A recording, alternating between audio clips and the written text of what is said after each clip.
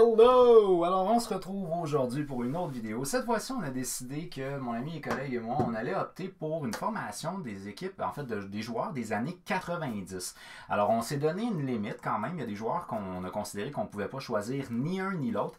Et on va faire nos équipes, nos formations étoiles, si vous voulez, de chaque côté pour les années 90. J'ai opté cette fois-ci pour les Red Wings de Détroit et l'Avalanche du Colorado. Pourquoi? Parce que ça a été deux équipes qui, dans les milieux fin des années 90, ont été excessivement dominantes. Dans le cas des Red Wings, je pense qu'il m'a déjà dit qu'il aimait les Red Wings à cette époque-là. Je suis pas sûr à 100%, mais il me semble que oui.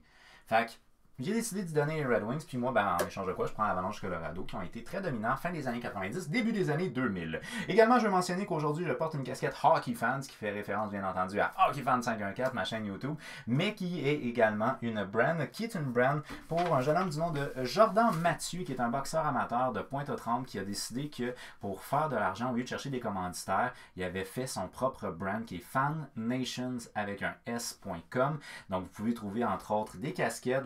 Il m'a donné une tuque. Merci beaucoup pour la tuque. Des éléments de décoration, etc. Puis moi, ça m'a fait plaisir de pouvoir encourager un athlète de mon patelin, donc de ma région de l'Est de Montréal. J'ai grandi à Pointe-aux-Trembles. J'habite plus là, mais j'ai grandi là.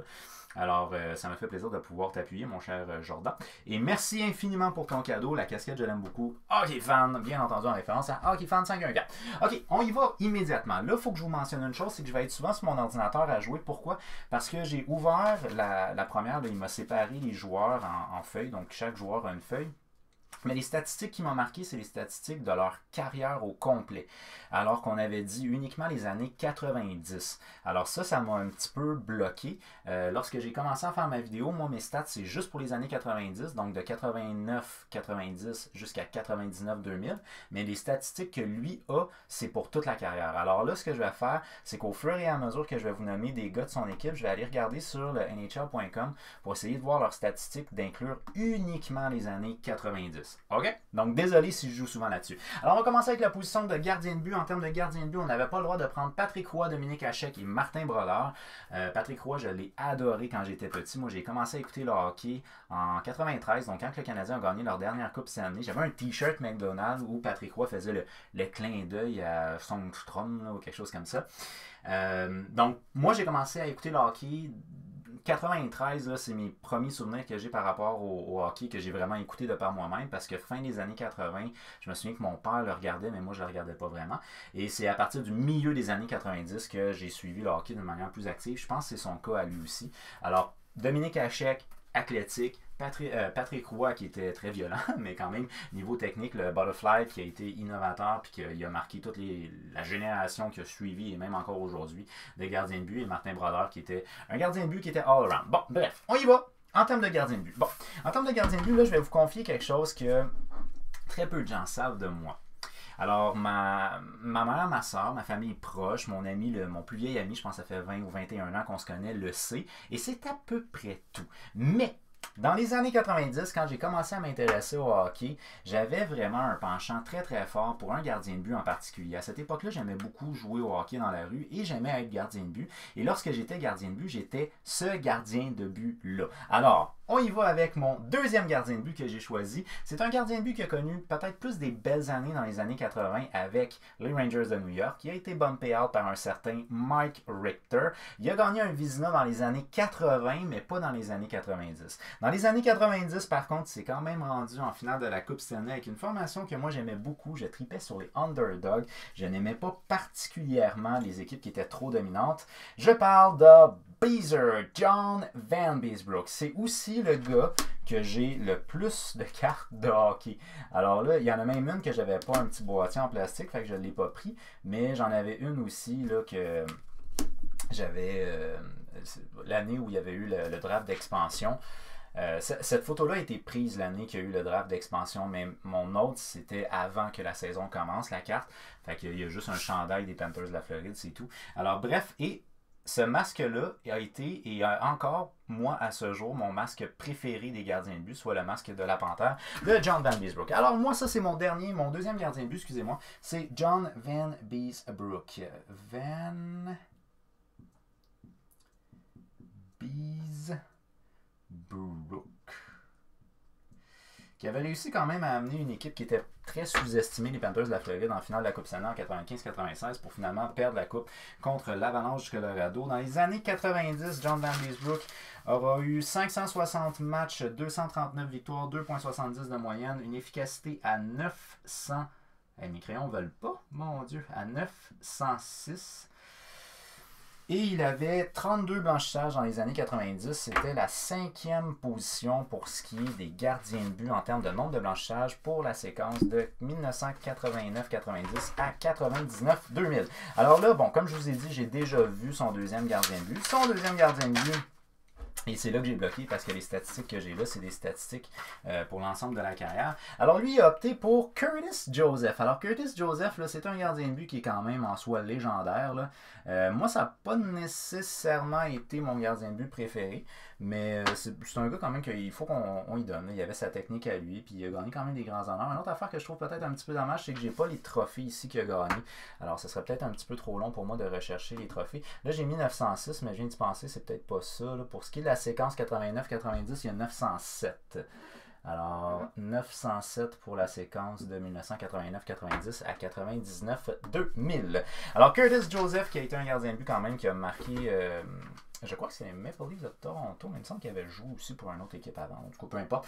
Donc, bref, c'est un gardien de but qui a quand même marqué l'histoire de la LNH. John Vanbiesbrouck, peut-être un petit peu moins, mais c'est un choix de cœur. J'ai fait beaucoup de choix de cœur, mais ceci étant 907, 906, on est à peu près égaux. En termes de premier gardien de but, cette fois-ci, moi, j'ai décidé d'y aller plus pour la dynastie que pour le gars en soi, mais je vous avouerai que je détestais pas quand il se battait contre Patrick Roy. Alors, j'y vais avec Chris Osgood des Red Wings de Détroit. Chris Osgood des Red Wings de Détroit a joué seulement 337 matchs dans la séquence 89-90 à 99-2000. Il a maintenu une efficacité à 909. Les Red Wings étaient toute une puissance à cette époque-là. Lui, il a 29 blanchissages pour la séquence 89-90 à 99-2000, ce qui le place à la 6e position. Mais je répète, 337 matchs. Il n'a pas été très présent dans les années 90. Il est surtout à partir du milieu des années 90 qui devient très présent dans la LNH. Alors, c'est vraiment très impressionnant. C'est un gardien de but qui a été dominant pendant sa séquence où il a été présent avec les Red Wings, mais sinon il était dominant même pendant la séquence que nous, on a décidé d'observer. Alors lui, en termes de gardien de but numéro 1, il y va avec... Ed Belfour. Je l'aimais pas.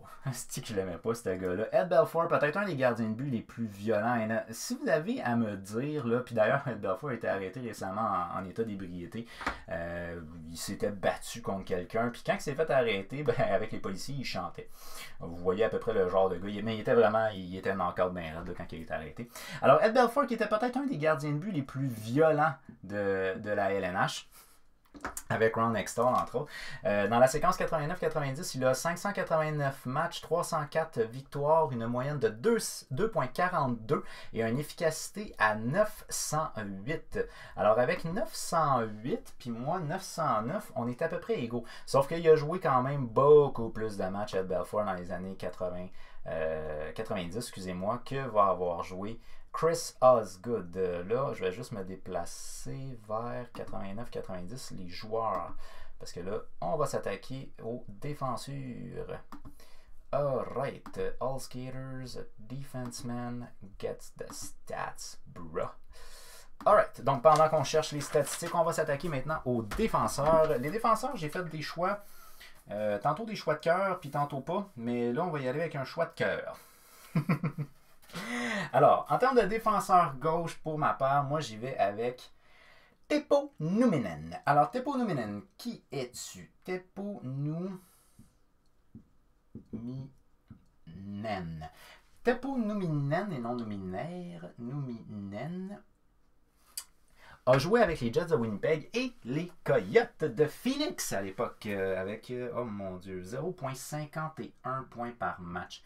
Teppo Numinen n'était pas nécessairement le meilleur des défenseurs, mais c'est un défenseur qui était surtout un défenseur intelligent et très mobile. En 803 matchs pour la séquence, il a un total de 410 points, 283 minutes de pénalité, plus 31. Dans les années 90, il aura eu 6 saisons de 39 points et plus. Donc, il était très très stable. À 0,51, il était très très très stable. Il faisait à peu près 1 point par 2 matchs, mais surtout, c'était un gars qui était intelligent. C'était pas nécessairement un gars qui était très offensif. Il était capable de jouer à l'attaque. C'était un gars qui était capable de relancer l'attaque, mais c'était pas nécessairement un gars qui était connu pour son aspect très offensif. Il était surtout intelligent défensivement. Et je le fais jouer avec son collègue.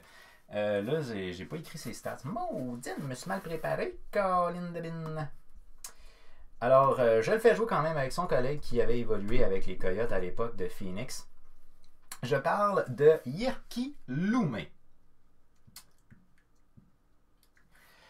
Qui c'est ça, Jyrki Lumme?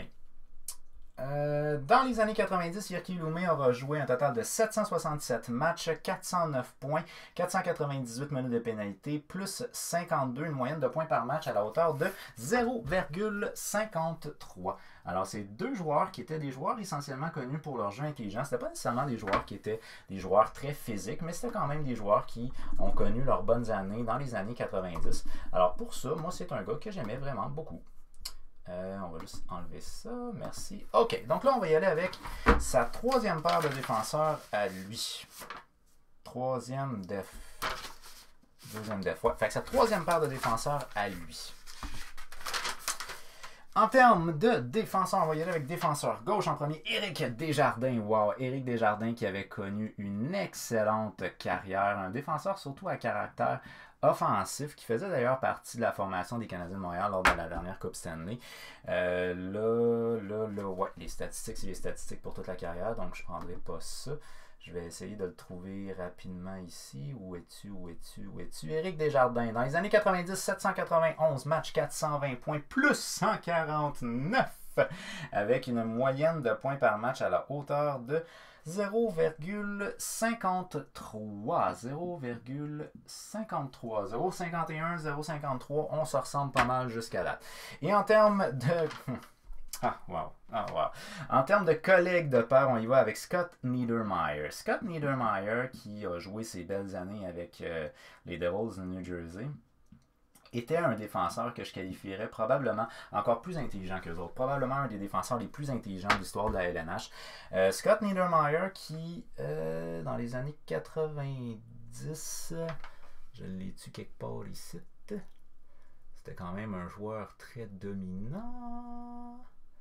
Scott Niedermayer, dans les années 90, 597 matchs, 315 points, plus 103, avec une moyenne de points par match à la hauteur de 0,53. Mais très honnêtement, c'est un gars qui était hyper responsable défensivement. Alors, c'est un gars que moi, j'avais beaucoup aimé. J'aimais pas son collègue, mais bon, on vit avec ce qu'on vit. Donc, c'est ça. C'est un joueur qui a été un joueur qui a marqué l'histoire de la LNH sans aucun doute. En termes de deuxième paire, cette fois-ci, ben, au niveau de la gauche, je vais y aller avec son collègue, Scott Stevens. Scott Stevens qui est assurément pas un joueur que j'ai aimé. C'est un gars que je trouvais vraiment hyper salaud. Il était ultra physique. En 808 matchs dans les années 90, 439 points, 1133 minutes de pénalité, plus 230. Mais le plus 230, on ne se le cachera pas, Tiga, c'est parce que son équipe jouait un style de jeu, la trappe, qui était trop fermé. C'était du hockey qui était plate, ça n'avait pas de sens. Alors, d'accord. Avec une moyenne de points par match à la hauteur de 0,54, ils ont même aboli la ligne rouge à cause d'eux autres, parce qu'ils trouvaient que c'était du hockey qui était trop plate. Alors Scott Stevens, qui était surtout connu pour son jeu physique, mais quand même un joueur qui a eu une très bonne statistique au niveau offensif, défensif. C'est un gars qui a été intronisé au Temple de la Renommée. Il y a 3 Coupes Stanley, 5 matchs des étoiles, 1 Conn Smythe. Il y a eu 14 saisons dans toute sa carrière où il y a eu plus que 100 minutes de pénalité. Et je le fais jouer avec Sergei Zubov. Sergei Zubov qui lui a joué avec les Stars de Dallas. Ça a été aussi une bonne formation à une certaine époque dans les années 90. Sergei Zubov en 538 matchs, 415 points, 161 minutes de pénalité, plus 87. Et il a 0,77 points par match pendant la séquence 89-90 jusqu'à 99-2000. Il a été intronisé au Temple de la Renommée, 2 Coupes Stanley, 1 match des étoiles. Dans les années 90, il a connu 4 saisons de 50 points ou plus. OK. Maintenant, on y va avec sa deuxième paire de défense à lui. On va y aller tout de suite avec le... Ah, lui, il l'a fait jouer à droite. Moi, je l'ai fait jouer à gauche. Fudge. Je ne sais pas s'il était gauche ou s'il était droite d'abord. Je me suis peut-être confondu.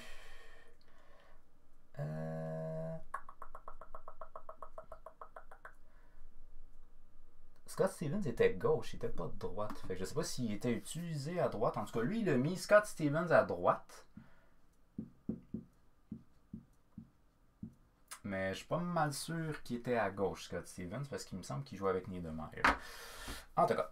Donc, dans le cas de Scott Stevens, je vous ai déjà tout fait son pedigree, ce qui fait que j'ai pas besoin de chercher ses statistiques. 0.54, un joueur qui était très violent, physique, mais qui était quand même un joueur très défensif, que lui, il fait jouer avec Larry Murphy.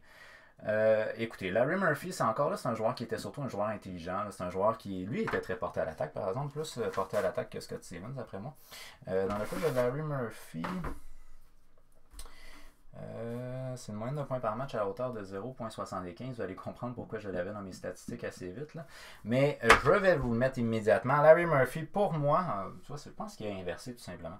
Larry Murphy, pour moi, c'est mon premier défenseur droit. Alors, Larry Murphy, dans les années 90, 850 matchs, 634 points, 473 minutes de pénalité, plus 142. Il y a une moyenne de points par match à la hauteur de 0,75. Il a été intronisé au temple de la renommée. C'était pas un gars qui était un gars très violent. 3 matchs des étoiles. Dans le début des années 90, il a 3 saisons de 70 points ou plus. Alors, pour ce qui est de compléter ma première paire de défenseurs, ben moi j'y vais avec Paul Coffey. Paul Coffey, c'est un joueur légendaire lui aussi, là, qui a connu des très belles années dans les années 80, mais aussi dans les années 90, entre autres avec les Red Wings de Détroit. En 738 matchs dans les années 90, 678 points, 791 minutes de pénalité, plus 40, avec une moyenne de points par match à la hauteur de 0,92. C'est quelque chose qui est dur à accoter si tu n'es pas un joueur légendaire. D'ailleurs, c'est vrai, j'ai oublié de mentionner, on n'avait pas le droit de prendre Raymond Bourque, Niklas Lidstrom, Brian Leetch, Chris Chelios et Al McInnes. Alors, c'est un joueur qui est un joueur légendaire, qui a connu des belles années dans les années 80, entre autres avec les Oilers, mais qui avait aussi connu des très belles années avec les Red Wings. Alors, un défenseur essentiellement à caractère offensif, je vous dirais. En guise de première paire de défenseurs, de son côté, on y va avec... Bon, on va commencer tout de suite avec celui qui met à droite, mais je suis pas mal sûr que c'est un défenseur gauche. Je pense que c'est juste inversé. En tout cas, anyways, on va y aller avec Paul Coffey.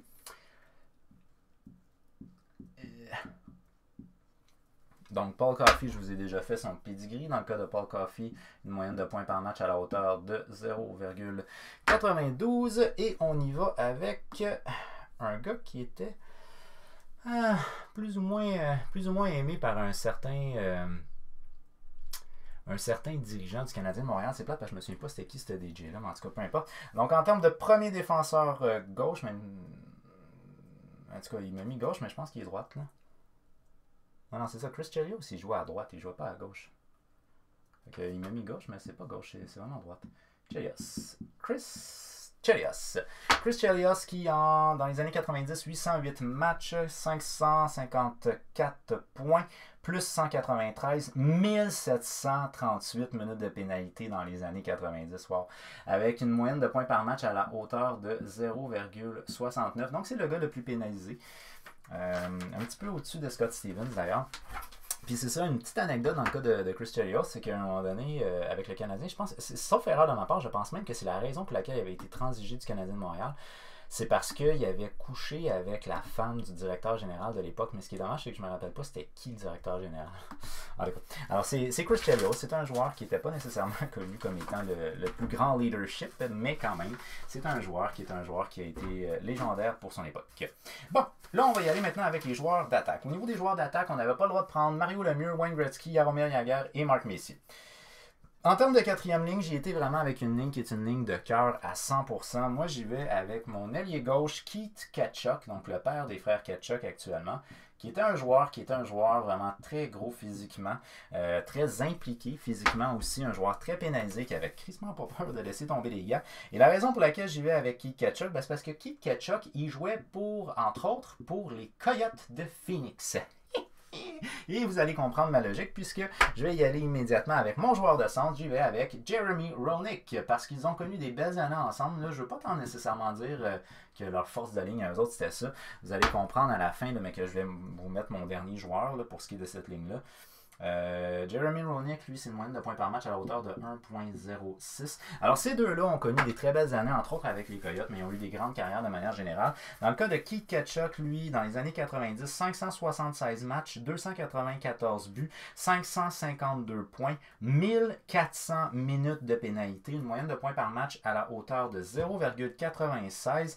Il a un total de 2 matchs des étoiles, 3 saisons avec plus de 200 minutes de pénalité et 3 saisons avec 80 points et plus. Dans le cas de Jeremy Roenick, qui a joué aussi avec les Coyotes, en 808 matchs dans les années 90, 369 points, 369 buts, 853 points, 1016 minutes de pénalité, plus 129 en termes de différentiel, une moyenne de points par match à la hauteur de 1,06, 4 saisons de 94 points et plus à l'époque où il jouait pour les Blackhawks de Chicago. Et en termes de quatrième ligne, je clore le tout avec non pas Mario, mais bien Claude Lemieux.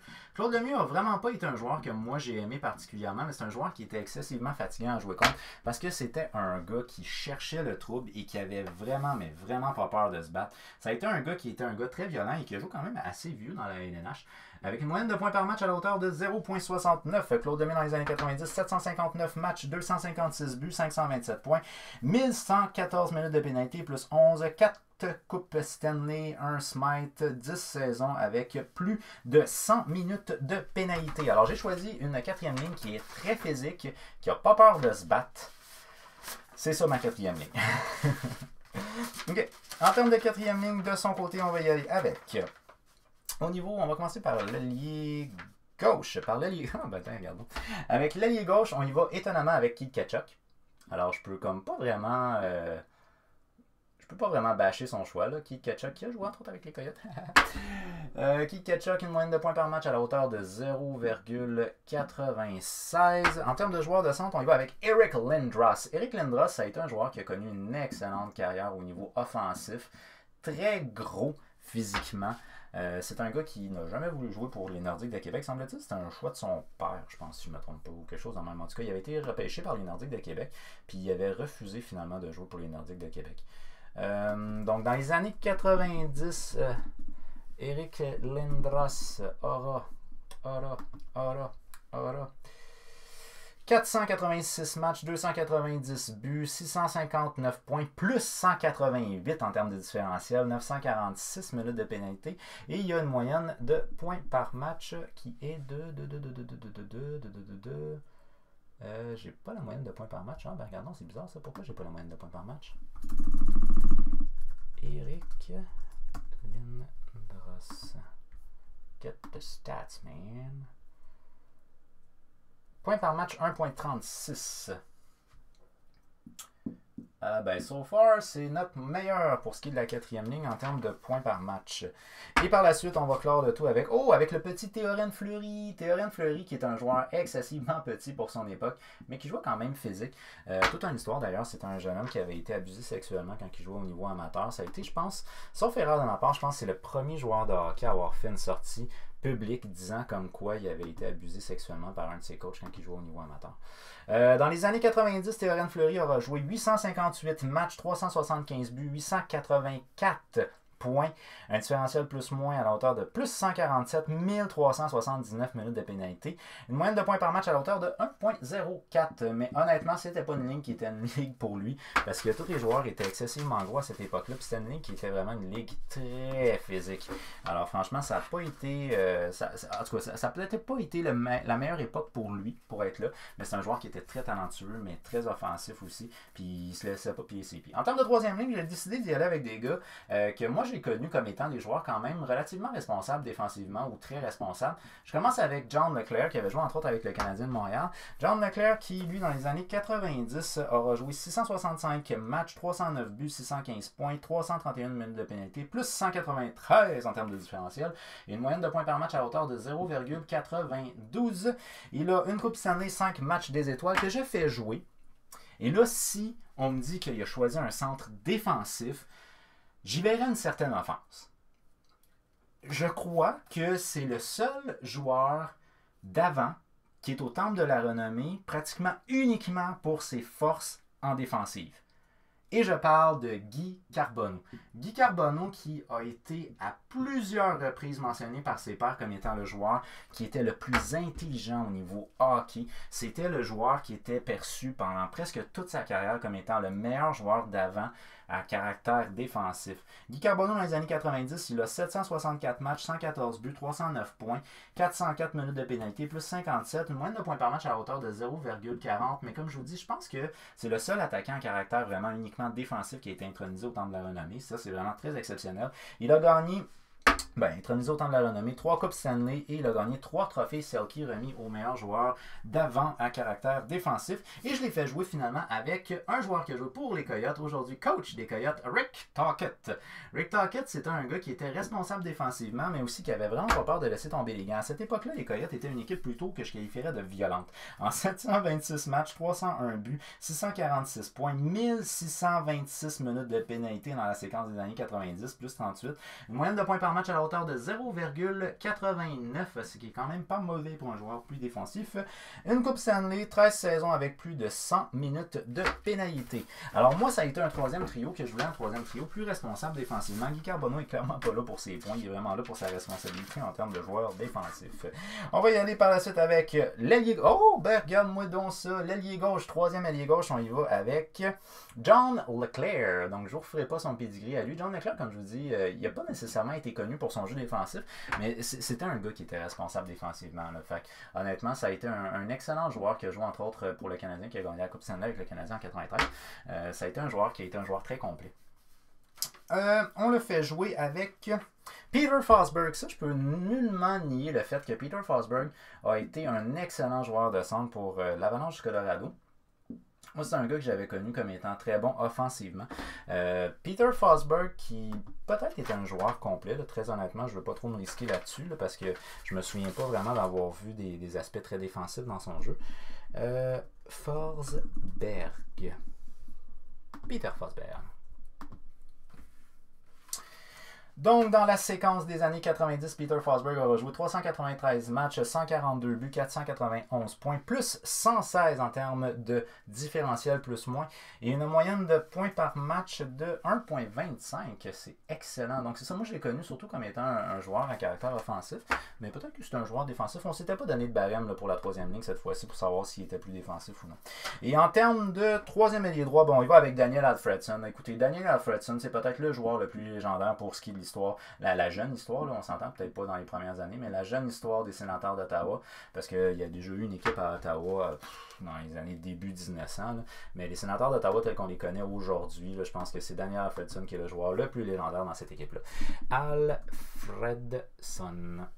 Donc, Daniel Alfredson pour la séquence de 1999 à 90 jusqu'à 99-2000, 328 matchs, 99 buts, 269 points, plus 13 en termes de différentiel, 118 minutes, et une moyenne de points par match à la hauteur de 0,82. Alors, j'y vois ici une équipe qui est, dans mon cas, à moi, plus responsable défensivement. Par contre, offensivement, beaucoup plus intéressant de ce bord-là. Mais Guy Carbonneau, je voulais absolument le mettre parce que c'est un joueur qui a été... C'est bizarre d'être introduit au Temple de la Renommée avec aussi peu de points, mais s'il a été introduit au Temple de la Renommée avec aussi peu de points, c'est justement parce que c'est un gars qui était vraiment exceptionnel dans son style de jeu. En termes de deuxième ligne, cette fois-ci, j'y vais avec aujourd'hui DG, ou en tout cas, il n'est pas de DG, mais en tout cas, il est haut placé pour les Maple Leafs de Toronto. C'est Brendan Shanahan. Comment t'écris son nom? Je pense que c'est Shanahan. Je pense que c'est ça. Brendan Shanahan, c'était un joueur qu'on appelle un power forward. C'est peut-être un petit peu moins populaire de nos jours. Là. Jeremy Roenick, c'était son cas aussi. Keith Tkachuk, c'était son cas aussi. C'est des joueurs qui jouaient très physique. Milan Lucic, entre autres, était un power forward. C'est des joueurs qui étaient physiquement très costauds, capables de laisser tomber les gants, agressifs, mais quand même qui jouaient du bon hockey offensif. Dans le cas de Brendan Shanahan, dans les années 90, il a 814 matchs, 406 buts, 803 points, 1608 minutes de pénalité, plus 90 en termes de différentiel, introduit au Temple de la Renommée, 3 Coupes Stanley, 3 matchs des étoiles, un Clancy, excusez-moi, avec une moyenne de points par match à la hauteur de 0,99, presque 1 point par match, ce qui est excellent, selon moi en tout cas. En termes de joueur de centre, j'y vais avec j'ai hésité entre Steve Yzerman et Pierre Turgeon. Et j'ai finalement opté pour Pierre Turgeon parce qu'il avait joué pour le Canadien de Montréal dans les années 90. Pierre Turgeon qui était un joueur de centre que, bon, il avait ses responsabilités défensives, mais qui était surtout très bon offensivement. Pierre Turgeon dans les années 90, 773 matchs, 375 buts.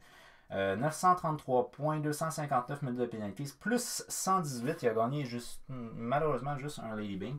Avec une moyenne de points par match à hauteur de 1,21. C'est un peu triste de savoir qu'il n'a pas gagné plus de trophées que ça pour Pierre Turgeon parce que c'est un excellent joueur quand même. Et j'ai fait jouer finalement avec Teemu Selanne. Teemu Selanne. Un joueur très offensif. Teemu Selanne, à sa première saison dans la Ligue nationale, il avait gagné le Calder, étonnamment. Et je vous explique très rapidement pourquoi. C'est qu'à sa première saison, Teemu Selanne a fait un total de 132 points en tant que recrue avec les Jets de Winnipeg. C'était immense. Il a reconnu 4 saisons de plus de 100 points. Introduit au Temple de la Renommée, une Coupe Stanley. En 2007, par contre, c'est pas dans les années 90. 4 matchs des étoiles.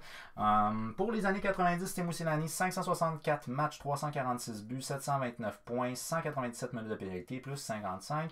Une moyenne de points par match à hauteur de 1,29. Un joueur très offensif.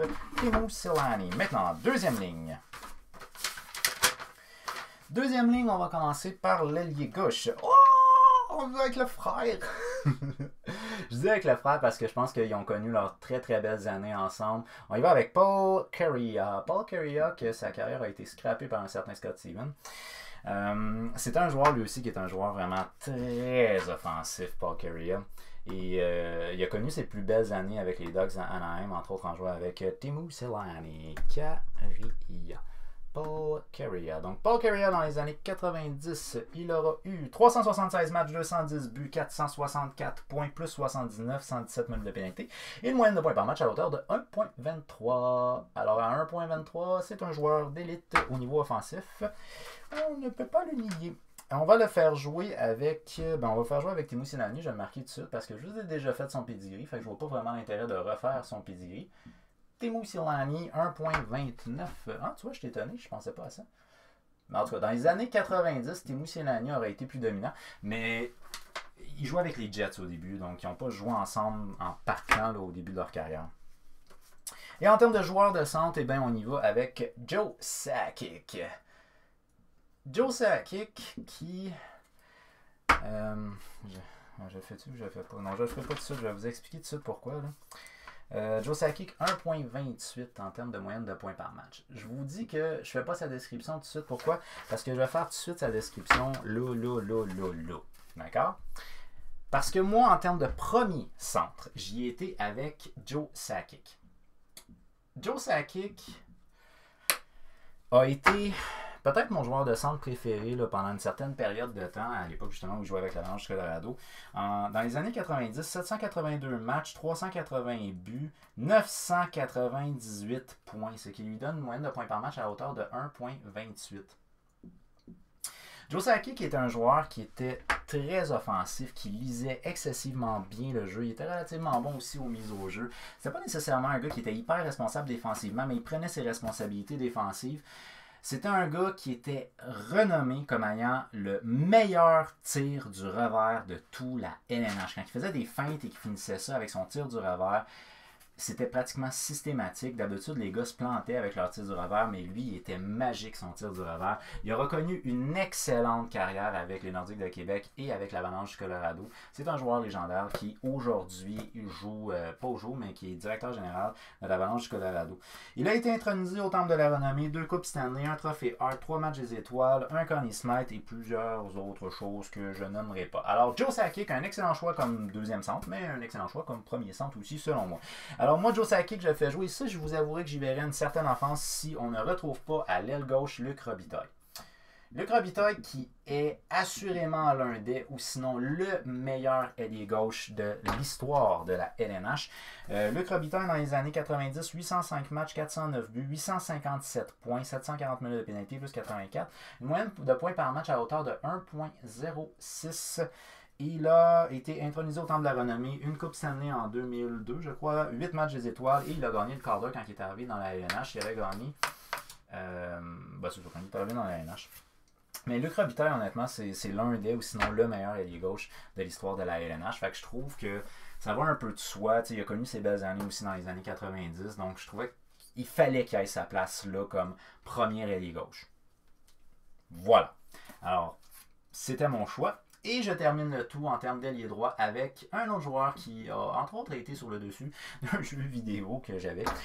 Brett Hull. Brett Hull qui a été un joueur qui a connu une très très grande carrière lui aussi dans la LNH. Brett Hull en 792 matchs dans les années 90. 536 buts, 955 points, 322 minutes de pénalité, moins 5. Une moyenne de points par match à hauteur de 1.21. Alors on voit qu'à 1.20, 1.21, 1.20, 1.30...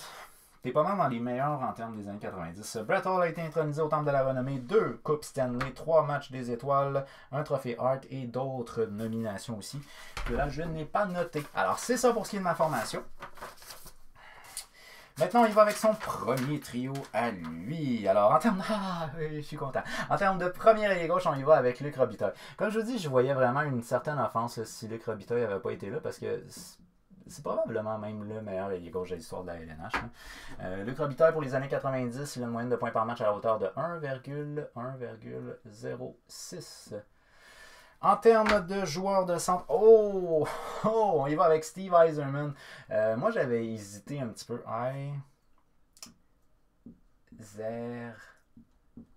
J'avais hésité un petit peu Steve Yzerman pour Pierre Turgeon parce que Joe Sakic c'était vraiment un coup de cœur que j'ai, fait que je voulais pas. Là.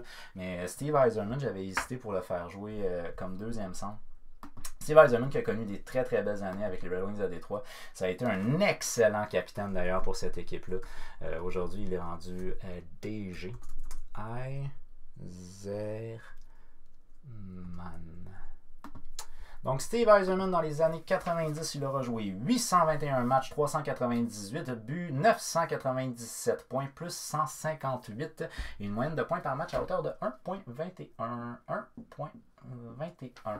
Et en termes d'ailier droit, on finit avec Brett Hull. Ok, bon, c'est bon. On voit qu'on suit à peu près le même genre de joueur. Brett Hull, dans les années 90, 1.21. Et voilà. Alors, pour ce qui est de nos deux formations, ben c'est ça. Luc Robitaille, Steve Yzerman, Brett Hull qui font face à Luc Robitaille, Joe Sakic, Brett Hull.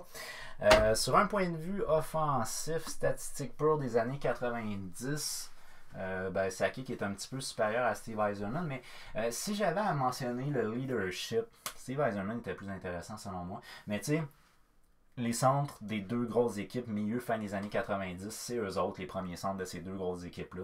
C'est eux autres qui ont mené ça. Fait que, très honnêtement, je pense que, tu sais, pour moi, ça se vaut pas mal. Là. Mais le leadership, je préférais celui de Steve Yzerman. En termes de deuxième ligne, Paul Kariya, Joe Sakic, Teemu Selanne. Kariya, Selanne, une chimie exceptionnelle. Mais là, on s'est entendu pour dire qu'on n'y allait pas nécessairement avec la chimie en termes de ligne.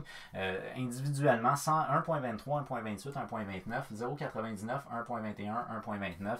Légère supériorité pour son cas à lui. Dans mon cas à moi, par contre, ce que je dois dire, c'est que Shanahan était un power forward surtout. Donc, c'est un joueur qui était très physique. Donc, oui, il faisait des points, mais il amenait quelque chose au niveau de son jeu qui était autre que juste les statistiques offensives. Pierre Turgeon était quand même responsable défensivement, plus que l'était Joe Sakic, selon moi. En termes de troisième ligne, ben là, John Leclerc, ça s'annule. Guy Carbonneau, Peter Forsberg, beaucoup plus offensif, beaucoup plus défensif. Rick Tocchet puis Daniel Alfredson, en termes de statistiques, 0.82, 0.89, ça se ressemble un peu, mais Rick Tocchet est un joueur très physique, très violent physiquement et responsable défensivement. Daniel Alfredson était un capitaine hors pair pour ce qui est des sénateurs d'Ottawa. Beaucoup de leadership dans ce gars-là. Keith Tkachuk, ça s'annule. Eric Lindros puis Jeremy Roenick. Sur un point de vue offensif, Lindros à 1.36, supérieur à Jeremy Roenick à 1.6. Les deux étaient capables de jouer physique, mais Roenick, c'était un gars qui il avait pas peur de se battre, puis il cherchait le trouble. C'était... À cette époque-là, les Coyotes, quand t'avais Tkachuk, Roenick puis Rick Tocchet, Teppo Numminen puis Jyrki Lumme, c'était des gars qui droppaient les gants assez régulièrement et qui s'imposaient par leur présence physique. Théorène Fleury, Claude Lemieux. Claude Lemieux, c'est assurément un gars qui se bat. Là. Fait que c'est un gars qui cherchait le trouble tout le temps, il dérangeait tout le monde. Théorène Fleury, c'est un gars qui avait quand même beaucoup de caractère, mais très offensif. Très petite taille, mais il s'imposait pareil. Paul Coffey, ça s'annule. Chelios, Larry Murphy.